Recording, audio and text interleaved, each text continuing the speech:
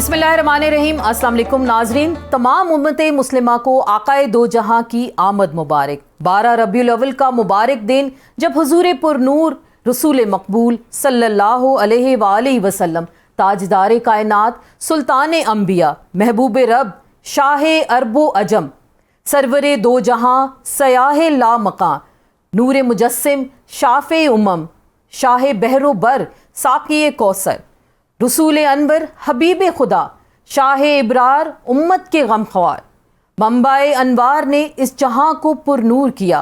वो महबूब ज़मां और शाह कौनो मकां हैं। वो रहबर इंसानियत और पयाम्बर रहमत हैं। वो सुल्तान अरब और रसूल अकरम, शाह बनी आदम, नबी मोहतशम, सरापा रहमो करम हैं। आज ही के मुबारक दिन आमना के लाल की तशरीफ़ आवरी हुई। आज ही के दिन इंसानियत की तशरीह हुई। आज ही के दिन दुनिया से अंधेरे छटे और हर तरफ नूर ही नूर फैल गया। आज ही के मुबारक दिन हलीमा का मुक़द्दर चमका, क्योंकि आज ही के दिन इसके चमन में बहार आई। क्या बहरोबर की मखलूक़ात, क्या इंसो जिन सरकार की आमद पर, सरदार की आमद पर, आका और दाता की आमद पर, रहमतुल्लिल आलमीन की तशरीफ़ आवरी पर झूम उठे। आज ही के दिन रहमतों का नज़ूल हुआ, नूर की फुहार बरसी, गुंचे चटके, फूल महके, अर्श से फर्श तक सल्ले अला की धूम मची। गम के मारो बेसहारों को आसरा मिल गया, गुनाहगारों को बख्शिश की वजह मिल गई। आप शम्सुद्दुहा, बद्रुद्दुजा, खैरुल वरा, माह मुबीन, पीर कामिल हैं। आपके दम से दीन और दुनिया है, आपके दम से कायनात है। आप रहबरे कामिल हैं, आप ज़ाते अक़दस हैं, आप हादिए बरहक हैं। आज 12 रबीउल अव्वल यानी ताजदार ख़त्म नबूवत, ख़ातमुन नबीयीन का यौम विलादत है। आज उम्मत मुस्लिमा के लिए तजदीद अहद का दिन है, खुद एहतसाबी का दिन है। बर्दाश्त का फुकदान और नाइंसाफ़ी का जो कल्चर, दौर दौरा, जबर का माहौल, सिला रहमी और दरगुजर से जो हमारे माशरे में गुरेज किया जाता है, माओ बहनों से बुरा सलूक, उनके हकूक़ की हक तलफी की जाती है, सच को झूठ और झूठ को सच साबित करने की जो दौड़ इस वक्त चल निकली है, इसमें हम कहाँ आ गए? हम कहाँ जाने वाले थे और इसमें हम क्यों भटक गए? आज ही के दिन ये सवाल पैदा होता है कि हम क्या वाकई सीरत नबी सल्लल्लाहु अलैहि वसल्लम, जो उसवा हसना उनका हमारे लिए एक रोल मॉडल होना चाहिए था, क्या उस पर हम अमल पैरा हैं? आज के प्रोग्राम में इसी पर हम बात करेंगे। अपने मोअज़्ज़िज़ मेहमानों को वेलकम भी कहेंगे। हमें ज्वाइन करेंगे जनाब सैयद बिलाल कुतुब साहब, सीनियर मजहबी स्कॉलर हैं, सीनियर तज्ज़ियाकार हैं। सबसे पहले तो आगाज़ हम आप ही से कर रहे हैं आज के इस शो में। ये ज़रा कुछ बताइएगा, 12 रबीउल अव्वल का दिन है, ख़ास दिन है, हम सब की ज़िंदगियों के लिए बहुत मोहतरम दिन है, तो क्या हमने वाकई नबी पाक सल्लल्लाहु अलैहि वसल्लम की सीरत से कुछ सीखा या अपने माशरे में उस पर हमने अमल दरामद करने की कोई कोशिश की या नहीं की?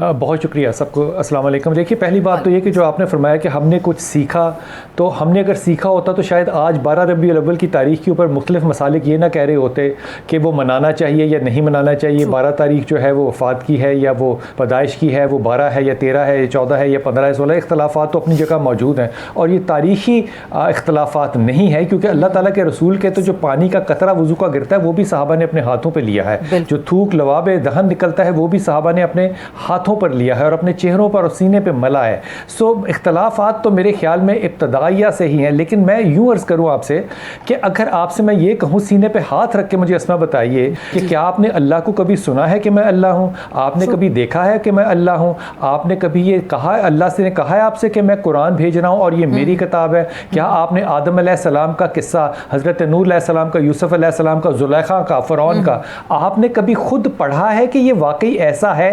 हमें किसने कहा कि कुरान कुरान है? इकबाल तो कह गया ये बात कि कारी और कुरान जो है वो नजर आने में कारी है, लेकिन मुझे ईमानदारी से बताइए कारी और कुरान में फर्क है कहाँ पे? हमने तो अल्लाह पे यकीन किया है एक हस्ती के कहने पे, हमने तो कुरान पे यकीन किया है एक हस्ती के कहने पे, और उसी हस्ती की तरबियत को अगर इख्तलाफ ये कौम बना ले तो मेरे ख्याल में इस पे इन्ना लिल्लाह पढ़ना चाहिए। इस पे इख्तलाफात की बात नहीं है, मेरे ख्याल में तालीम की बात है पहली, اور پھر تربیت کی بات ہے، اور دونوں باتوں کو ہم نے بہت برے طریقے سے ذیل کیا ہے. مثال کے طور پہ اگر تعلیم کی بات کروں تو رسول پاک صلی اللہ علیہ وسلم نے 10 سال مدینہ شریف میں گزارے ہیں، اور نماز اس وقت فرض تھی.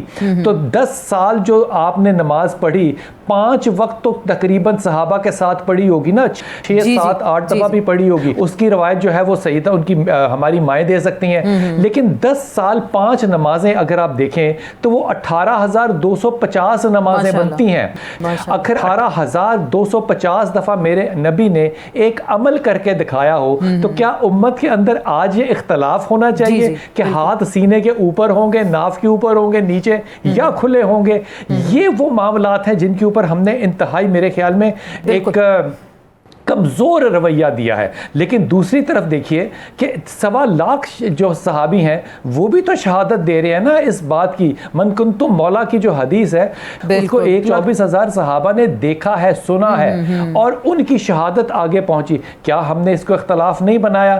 یہ ساری باتیں میں اس لیے کہہ رہا ہوں کہ آج یہ دور ہے جس میں یہ نعرہ لگانا لبیک یا رسول اللہ، میرے ماں باپ آپ پہ قربان، یہ کتنا آسان ہے. میں ہوتا بدر میں، میں شہادت کے لیے جاتا، میں ہوتا احد میں، میں نکلتا.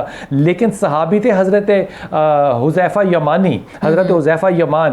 اب وہ فرماتے ہیں اس حدیث میں، وہ کہتے ہیں کہ رسول پاک صلی اللہ علیہ وسلم نے خندق میں ٹھنڈی رات کے اندر ایک دفعہ سب کو بلایا اور کہا کہ کون جائے گا جاسوسی کرنے؟ کوئی نہیں نکلا، کوئی نہیں نکلا. اللہ کے رسول نے دوسری دفعہ کہا کوئی نہیں نکلا، تیسری دفعہ کہا کوئی نہیں نکلا. کہاں گئے سارے لبیک یا رسول اللہ؟ تیسری دفعہ کے بعد آپ نے حضرت حذیفہ یمانی کا نام لے کے بلایا کہ حذیفہ تم جاؤ. کہا میں جانا نہیں چاہتا تھا کیونکہ باہر سردی بہت تھی، یہ تھا نفس. لیکن جب میں نے اللہ کے رسول کی بات مان لی تو اللہ کے رسول کے رب نے میرے پہ ایک کمبل اڑا دیا، یہ روحانی کمبل ہے، اور مجھے سردی لگنی بند ہو گئی. پھر یہ گئے، آپ نے کہا تھا کہ کسی کو مارنا نہیں، کوئی اور ایکٹ نہیں کرنا، ایکٹ آف وار نہیں کرنا. آپ واپس آئے تو جب وہ واپس اپنے خیمے میں آئے تو آپ کو سردی دوبارہ لگنے لگی. اگر صحابی یہ فرما رہے ہیں حضرت حذیفہ جن کی قبر عراق میں کھود کے دوبارہ ان کو دفن کیا گیا تھا اور ان کی لاش 1300 سال کے بعد بھی بالکل تر و تازہ تھی، اگر وہ یہ فرما رہے ہیں کہ سردی بہت تھی اور ہم اللہ کے رسول کے اس کال پہ، اس بلانے پہ نہیں نکلے، تو میرے خیال میں ہمیں سوچنا چاہیے کہ ہمارے کال اور فعل میں جو اتنی بدگمانی اور نفرتیں آ گئی ہیں، کیا یہ منافقت کا دور تو نہیں جس میں سے ہم گزر رہے ہیں؟ بالکل. یہ بلال بھائی جو آپ نے بات بڑی اہم کی، کیونکہ ہم نے تعلیمات پہ اس طرح سے عمل نہیں کیا، تو یہ کس چیز کا فقدان ہے؟ کیا یہ تربیت کا فقدان ہے جو گھروں میں ماؤں نے بچوں کی کرنی تھی، یا مدارس کے اندر کی جو ملا تھے ان کی ڈیوٹی تھی، یا سکولز میں نصاب کی کمی تھی؟ کہ دیکھیں نا اسلامیات کا تو بالکل اب انگلش کے سکولز آپ دیکھ لیں، ایک چھوٹا سا کتابچہ ہوتا ہے، وہ بھی 4th 5th میں جا کے بچوں کو پڑھایا جاتا ہے. تو کمی کہاں رہی، فقدان کہاں رہا؟ کوئی پالیسی نہیں اس حوالے سے؟ کوئی اسلامک اسٹیٹ ہے نا سر اسما، جو سب سے زیادہ بڑی فری آڈینس کوئی ہے نا کسی کے پاس بھی about 52 times a year 52 to 54 times a year وہ ہے مسجد کے ممبر کے پاس. آپ کو فری ان اینڈنگ جو آڈینس ہے وہ ملتی ہے. اگر وہ فرق نہیں ڈال سکتی اور ایک لمس کے اندر بیٹھا ہوا موٹیویشنل سپیکر، چلے میں نام نہیں لیتا اس کا، اگر وہ سوشل میڈیا پہ طوفان ڈال سکتا ہے اور لاکھوں کی کوئی بندہ بیٹھا ہوا پاکستان میں صرف ایک سوشل میڈیا سے انقلاب لا سکتا ہے، تو میرے خیال میں فرق تو بڑا واضح ہے. وہ بنی اسرائیل کی حدیث ہے نا، اللہ تعالیٰ نے بھیجا فرشتے کو حضرت جبرائیل علیہ السلام کو کہ فلاں بستی کو جا کے پلٹ دو. پلٹنے سے مطلب الٹا کر دو. وہ گئے وہاں پہ تو وہ آدمی عبادت میں تھا، اور اللہ کے اس فرشتے نے جا کے اللہ کو کہا کہ یا اللہ وہ 500 سال سے بغیر آنکھ جھپکے سجدے میں ہے، میں اس امت کو کیسے پلٹ دوں؟ اللہ نے کہا واپس جا اور اس امت کے سامنے پہلے اس بابے اور بزرگ کو پلٹ، تاکہ ان کو پتا چلے کہ جو میری عبادت میں ہے without any contribution to the society, میرے لیے وہ انویلڈ ہے. مجھے اس کی عبادت سے کیا کہ اس کے لوگ اس کے سامنے گناہ کرتے ہیں، شراب پیتے ہیں، زنا کرتے ہیں، رشوت لیتے ہیں، جائز اور ناجائز، حلال اور حرام کا فرق نہیں کر سکتے. مجھے ان کی عبادات سے کیا؟ کیا آپ کو نہیں لگتا کہ آج ہمارا سارا دین جو ہے وہ اس بزرگ کی طرح آنکھ تو جھپکتا نہیں ہے، لیکن معاشرے کی کنٹریبیوشن کیا ہے؟ اگر میں یہ کہہ دوں کہ ممبر کا قصور ہے تو ناموس ممبر مجھ پہ لگے گا. میں کہہ دوں کہ مدرسے کا قصور ہے تو ناموس مدرسہ میرے پہ لگے گا. میں کہہ دوں مولوی کا قصور ہے، ناموس مولوی میرے پہ لگے گا. بھائی جب جان کی فکر ہی آپ کو جان کی کی حفاظت کرنے والے امتی سے ہو جائے تو پھر مجھے بتائیے کہ آپ کے اشارے کس طرف جائیں؟ بالکل. تو دیکھیے یہ تو آپ جو بات کر رہے ہیں اور ہماری یہ شاید اخلاقی گراوٹ بھی ہمیں دکھائی دے رہی ہے اس وقت معاشرے کے اندر. معاشرہ تنزلی کا شکار ہے. ابھی جو آپ یہاں بات کر رہے تھے کہ کس کی ذمہ داری ہے اور کہاں سے ہم نے سیکھنا ہے, یہاں بلال بھائی یہ دیکھیے نا چھوٹی چھوٹی بچیوں کے ساتھ جو انسانیت سوز واقعات ہیں, سر شرم سے جھک جاتے ہیں, آپ اس کو بیان بھی نہیں کر سکتے. ابھی ریسنٹلی رانی پور کی فاطمہ کے ساتھ کیا ہوا, تو کیا ہم واقعی یہ دن آ گیا, ہم نے دن منا لیا, ہم نے سیکھا نہیں. ہم کیسے سیکھیں گے؟ لوگوں کی اخلاقی ذہنی تربیت کیسے ہوگی؟ اب مجھے جو جتنے بھی صاحب اولاد ہیں نا, مجھے اسما خدا کی قسم سینے پہ ہاتھ رکھ کے بتا رہا ہوں, میں اس میں سب سے پہلے اپنے آپ کو اور اپنی بیوی کو شامل کرتا ہوں. جب وہ صبح ایک سیکولر سکول میں میرے بچوں کو چھوڑ کے آتی ہے نا 7 بجے, تو اس کے بعد آ کے وہ 2 گھنٹے سکون کی نیند واپس ہوتی ہے. لیکن جو ہی قرآن پڑھانے کے لیے مولوی صاحب گھر میں تشریف لاتے ہیں تو وہ ڈرائنگ روم کا دروازہ کھول کے سیڑھیوں میں سامنے بیٹھ کے قرآن پڑھاتی ہے. کیا یہ میرے لیے مرنے کا مقام نہیں ہے؟ کیا یہ میرے لیے شرم کا مقام نہیں ہے کہ میں ایک سیکولر ایجوکیشن کو ٹرسٹ کر رہا ہوں لیکن ریلیجس ایجوکیشن کو اور معلم کو ٹرسٹ کیوں نہیں کر سکتا؟ اس میں قصور ہے. کیا میں نے یہ کردار فہمی کرنی تھی؟ یہ کردار فہمی کرنی تھی اللہ کے ان ولیوں نے جنہوں نے تفسیر پڑھی ہے, جو ہمارے قرآن کے لہجے پہ اتنا کرٹیسائز کرتے ہیں کہ زیر زبر ٹھیک نہ ہونے کی وجہ سے میں تو تلاوت کرنے سے بالکل گریز کرتا ہوں, کیونکہ انہوں نے کہنا ہے کہ جناب یہ یوں ٹھیک نہیں ہے. جب ان ساری قدروں کو آپ فالو کرتے ہوئے آگے بڑھے تو آپ نے مس کیا؟ آپ نے ریلیجن کے اندر کلچر آف ریلیجن کو نکال دیا. آپ نے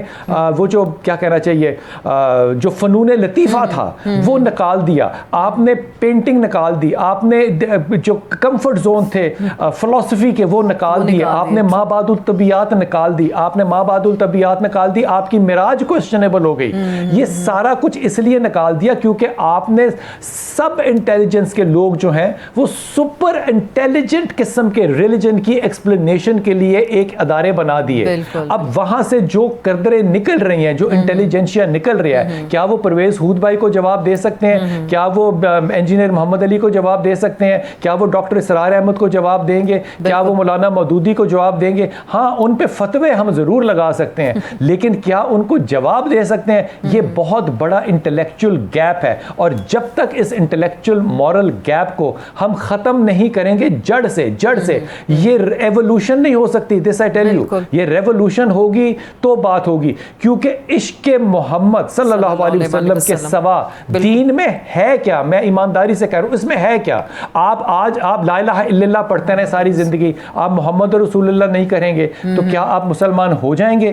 یہ معاملہ جو ہے نا یہ عشق کا ہے. میرا قرآن پہ یقین محمد کی وجہ سے ہے, میرا اللہ پہ یقین محمد کی وجہ سے ہے, لیکن یہ عشق کرنا جو ہے نا اسما, یہ بڑی مشقت کا کام ہے. وہ اس مشقت میں پڑھنا کوئی نہیں چاہتا, اس کا اجر سارے لوگ چاہتے ہیں. بالکل, وہ جیسے شاعر نے کیا خوب کہا ہے نا کہ کی محمد سے وفا تو نے تو ہم تیرے ہیں, یہ جہاں یہ چیز یہ کیا لوح قلم تیرے. لیکن شاید ہم سوچتے نہیں ہیں, سمجھتے نہیں ہیں چیزوں کے حوالے سے. ہمارے معاشرے کی جو ہم بات اس وقت کریں نا, یا لوگوں کی جان محفوظ ہے, نہ لوگوں کا مال محفوظ ہے, لوگوں کی عزتیں محفوظ نہیں ہیں, تو ہم نے لوگوں کی عزت محفوظ نہیں ہے. بالکل ایسا ہی ہے. تو ہم تو ریاست مدینہ کا ایک تصور یہاں پہ پیش کرتے ہیں. تو کیا ابھی پچھلے دنوں یہی ایک ڈیبیٹ ہو رہی تھی کہ جی ریاست مدینہ کا فلسفہ تو پیش کرتے ہیں, کیا ہم صلح حدیبیہ والا معاملہ رکھتے ہیں اپنے دلوں میں, ذہنوں میں, جو اس وقت جبر کا سارا ماحول ہے؟ میں اس کانٹیکس میں آپ سے بات کرنا چاہوں.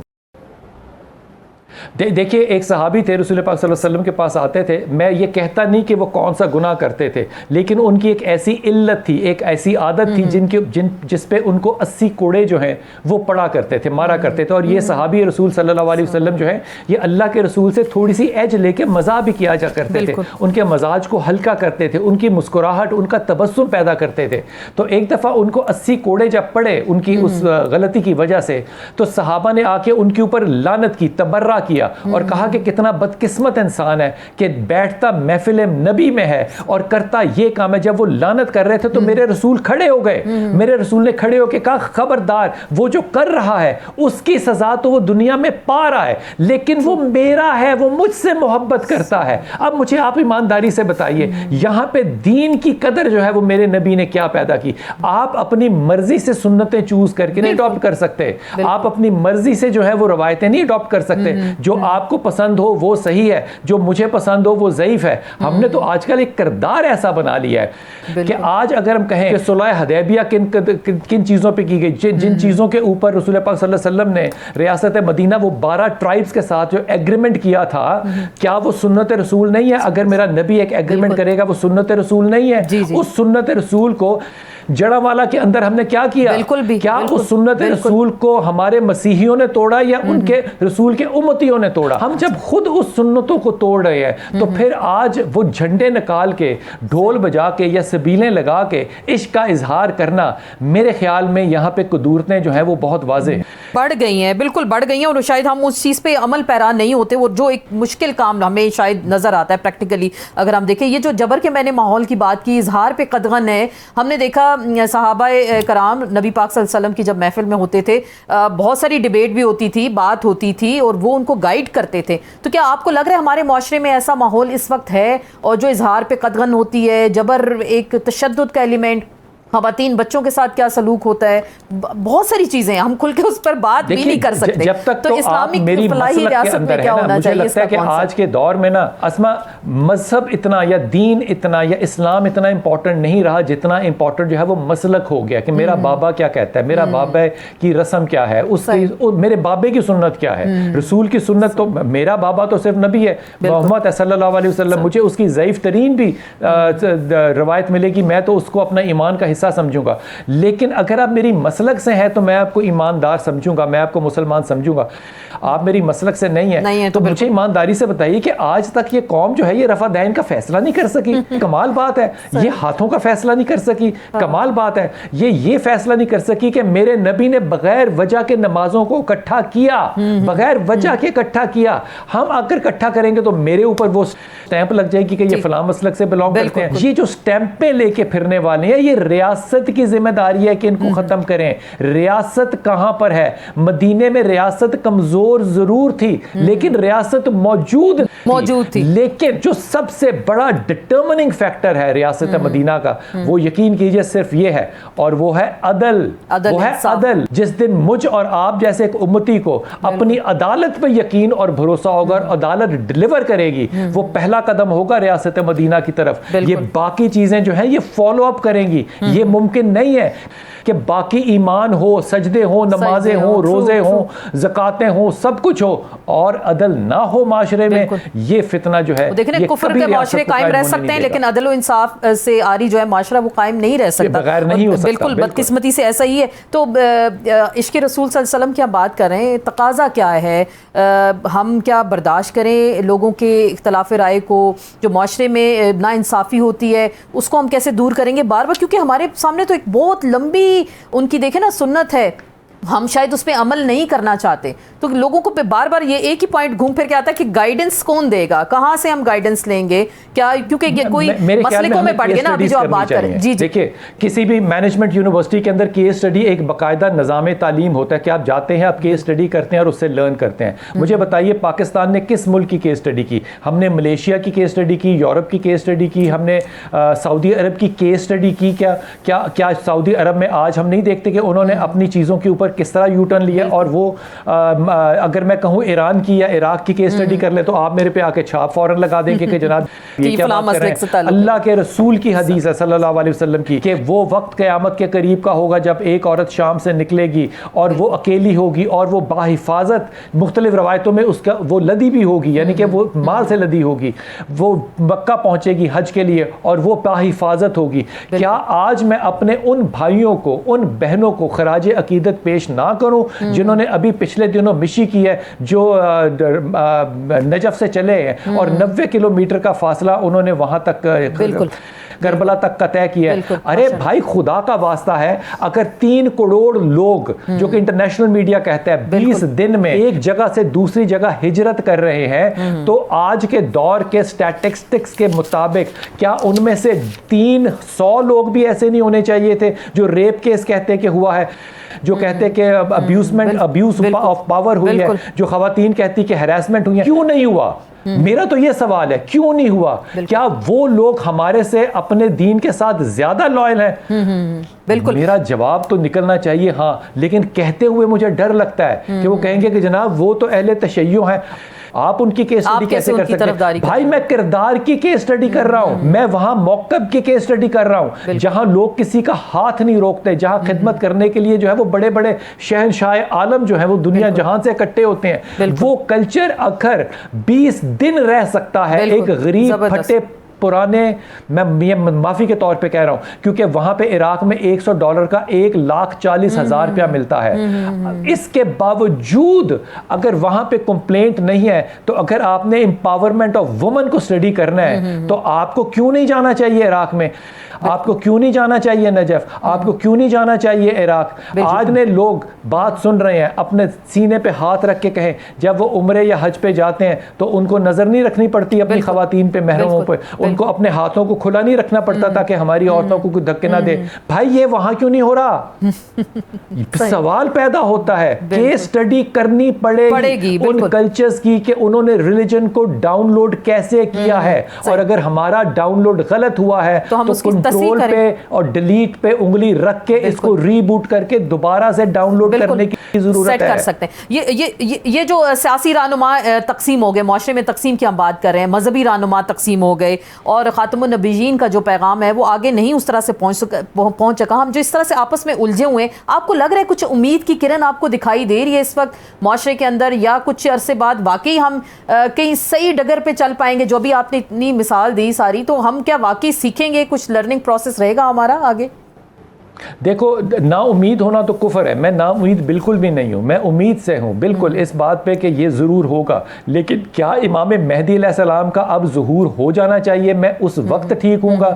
اگر میں اس وقت ہوا بھی تو کیا میں پورے اعتماد سے کہہ سکتا ہوں کہ میں امام مہدی کے ان 313 لوگوں میں یا ان لوگوں میں شامل ہوگا جو کہ حضرت موسیٰ کی پہاڑی کے اوپر اتنی چھوٹی سی پہاڑی پہ چڑھ کے موسیٰ کا ساتھ دیں گے سچے لوگ ہوں گے؟ میں یہ نہیں قسم کھا سکتا. لیکن اس کے باوجود آپ غور کیجئے کہ اگر امید ہے تو ہمیں کس سے ہے؟ ایک بات پہ ہے، صرف محمد کی محبت پر. بس آپ اللہ کے بارے میں جو سوال چاہیں اٹھائیں، آپ محبت میں بے ایمانی کا عنصر مت لے کر آئیں. جب محبتوں کے جذبات بے ایمان ہو جائیں پھر آپ کے اندر کا کردار جو ہے وہ ایبسلیوٹلی نل اینڈ وائڈ ہوتا ہے. ہم، مجھے لگتا ہے کہ نعرے لگانے کے علاوہ اب آپ مجھے بتائیے، آپ نے کبھی زندگی میں سوچا تھا، کبھی زندگی میں سوچا تھا کہ مذہب بک سکتا ہے؟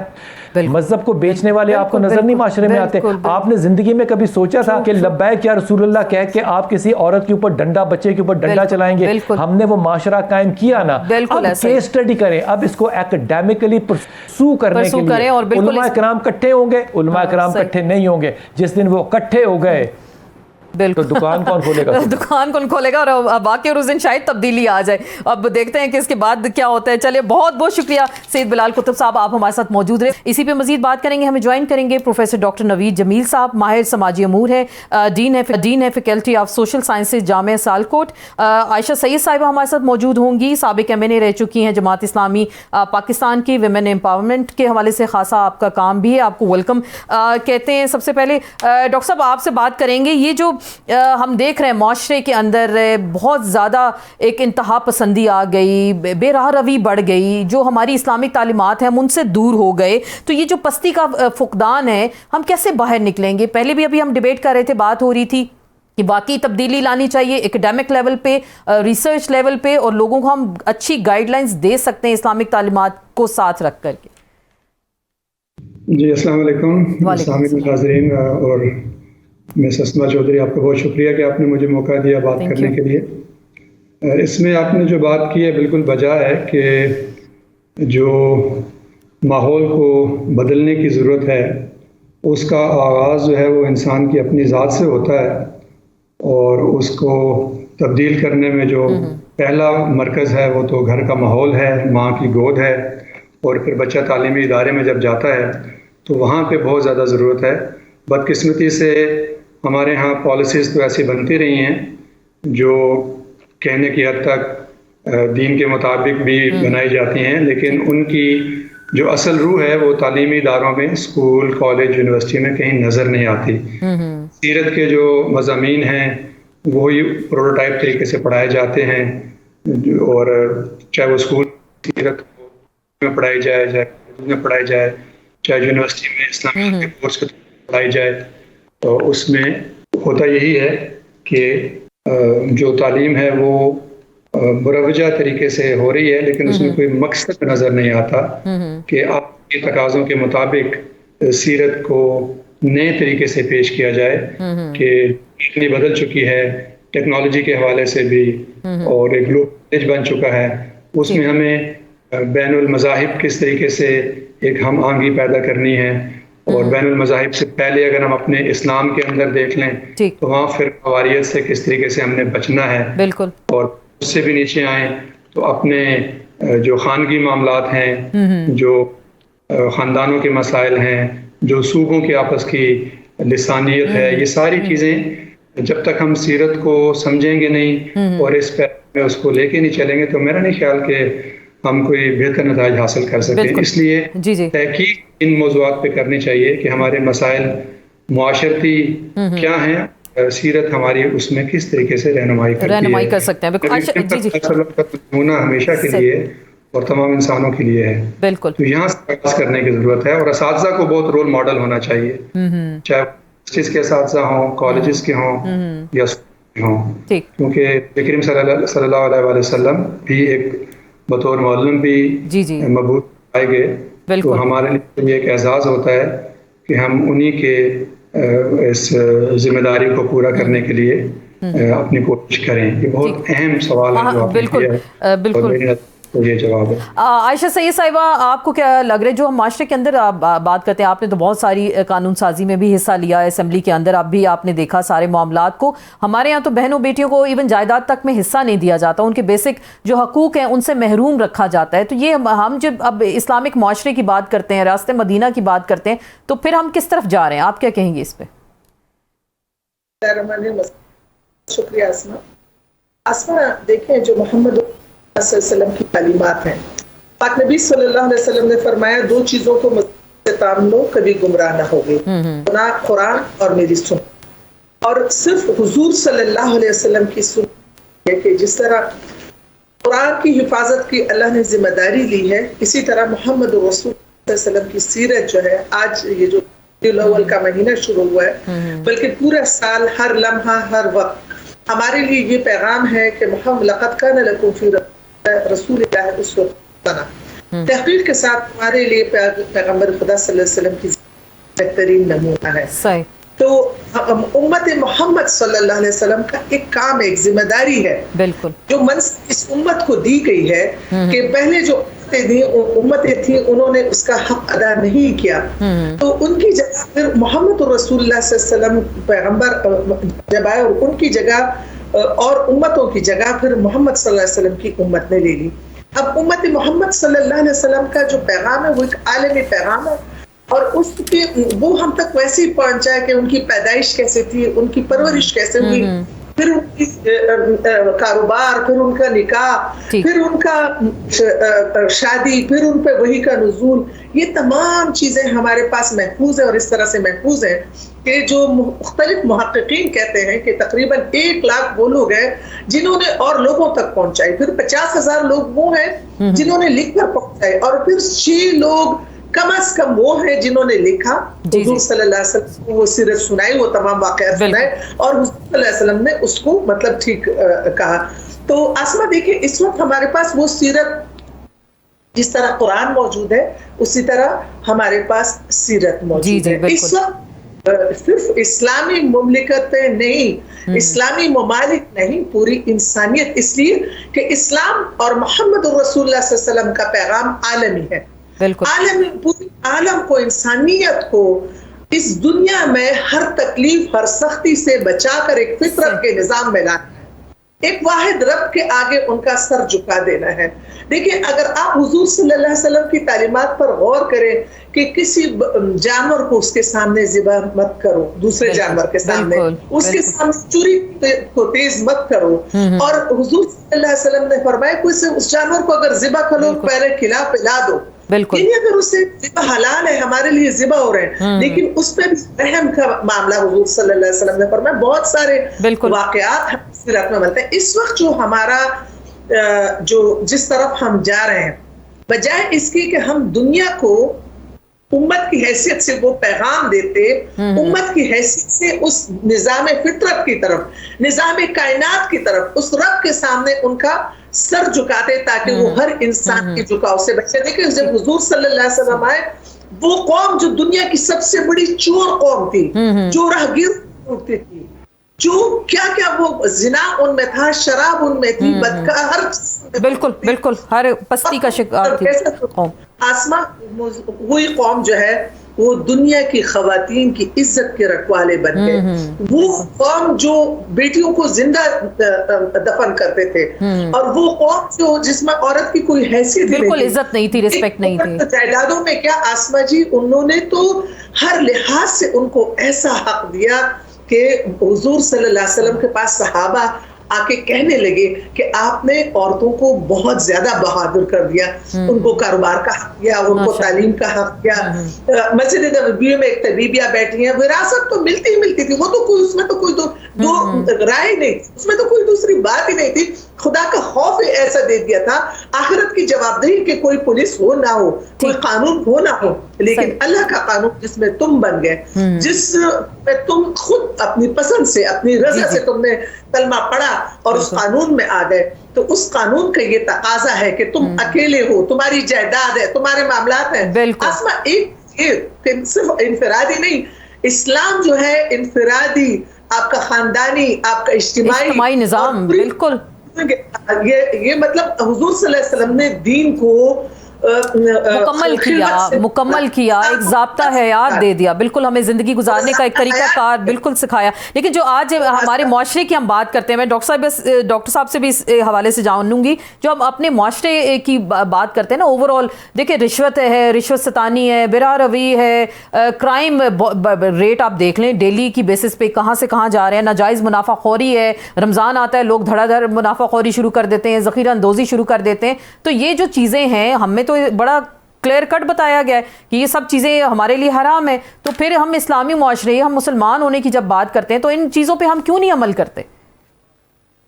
असल में बात जो मेरी समझ में आती है वो ये है, अल्लामा इकबाल के एक शेर मुझे यहाँ पे याद आ रहा है, ये उम्मत रवायात में खो गई, हकीकत खराफात में खो गई। हमने नबी करीम सल्लल्लाहु अलैहि वसल्लम की सीरत को, उनका दुनिया में मबूस होना, रहमतुल आलमीन बन के तशरीफ़ लाना, हमने इसको भी सेरेमोनियल कर दिया है। जी जी बिल्कुल। जब करीम सल्लल्लाहु अलैहि वसल्लम की जो शख्सियत थी, उनका जो उसवा हसना था, वो सुबह से शाम 24/7 और 30 महीने और ज़िंदगी भर के जो माह साल हैं, उस पे उसको करने की ज़रूरत है। उस तरफ हमारी तवज्जो नहीं होती और हम इनको बस चंद दिनों के ऊपर हमने इसको मुक़य्यद कर दिया है, और फिर जब चंद दिनों में मुक़य्यद करेंगे तो फिर उन्हीं दिनों में कुछ थोड़ा बहुत रंग नज़र आ जाएगा। बाकी जो हमारी ज़िंदगी के 300 दिन हैं या 350 दिन हैं, उसमें फिर सारी चीज़ें वो होंगी। और फिर आज आप देखें कि इस वक्त जिस क्राइसिस से हमारा मुल्क गुजर रहा है, उसमें भी मेरी रहनुमाई, क्योंकि मैं शायराना घराने से ताल्लुक़ है, तो मुझे इकबाल को हमेशा से फैसिनेट करते रहे। उनका एक शेर आपको सुनाऊं, किया गया है गुलामी में मुब्तला तुझको, किया गया है गुलामी में मुब्तला तुझको, कि तुझसे हो ना सकी फ़क्र की निगहबानी। अब ये फ़क्र की निगहबानी जो सबसे आसान तरीके से की है, ये नबी करीम सल्लल्लाहु अलैहि वसल्लम ने फरमाई है, और उनका फरमान मकबूल है कि अल फ़क्र फ़ख्री, कि मेरा फ़ख्र है। अब ये फ़ख्र जो है, ये ज़ाती हैसियत से लेके पूरी कौम तक चला जाता है और पूरी उम्मत तक चला जाता है। हमने इसको भी नहीं अपनाया, और आज हम जो रोने रोते हैं कि हमारे खर्चे पूरे नहीं हो रहे और महंगाई का सैलाब है। तो एक चीज़ में नबी करीम सल्लल्लाहु अलैहि वसल्लम, हमारा इकोनॉमिक सोल्यूशन सादगी इख्तियार करने में है, जिसको नबी करीम सल्लल्लाहु अलैहि वसल्लम ने इतना नहीं कर सकते जितना आपने फरमाया था, लेकिन हम अपनी ज़िंदगी में सादगी लेकर आए। ये एक मिसाल है। इसके लिए हम बच्चों को तैयार करें, स्कूलों में उनके ऐसे हल्के कायम किए जाएं, स्कूल्स में, कॉलेज में, यूनिवर्सिटीज़ में, मुआशरे के अंदर, जहाँ सीरत इस ज़ाविये से पढ़ाई जाए, समझाई जाए, एक एक नुक्ते को लेकर, तब कुछ तब्दीली जो है वो आना शुरू होगी इंशाअल्लाह। और ये कौम अभी बांझ भी नहीं हुई, बंजर भी ज़मीन हमारी नहीं है। आपको उम्मीद है कि ہم بحیثیت چلیں رہنما، آپ بھی ٹیچر ہیں، وہ لیجسلیٹر ہیں، اسمبلی کی ممبر بھی رہی ہیں، تو کچھ تبدیلی آپ لوگ لا سکتے ہیں اپنی اپنی ذات کی حد تک؟ اسما دیکھیں اس وقت جو یہ برداشت کا جو فقدان ہمیں نظر آ رہا ہے وہ انتہائی حد تک ہے، اس لیے کہ اسمبلی کے رولز کو اگر آپ پڑھیں اور اس کو دیکھیں کہ جو رولنگ پارٹی ہے اس کا کیا کام ہوتا ہے، جو اپوزیشن ہوتی ہے کے ممبرز ہوتے ہیں ان کا کیا رول ہوتا ہے۔ اچھا اپوزیشن کوئی حکومتی پارٹی کے دشمن نہیں ہوتے، یہ تو الیکشن لڑتے ہیں، جن کو ووٹ زیادہ پڑ جاتے ہیں وہ حکومت میں آ جاتے ہیں، ٹھیک ہے۔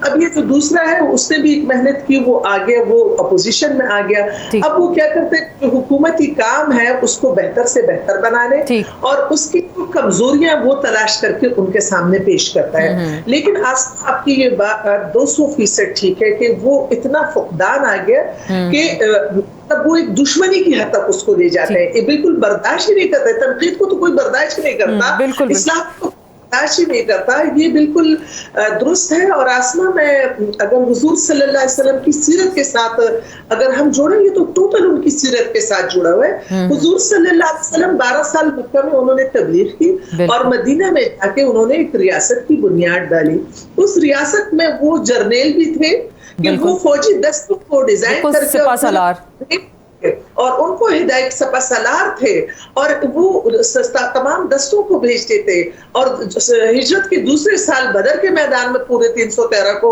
1000 کے مقابلے میں لا کے کھڑا کر دیا۔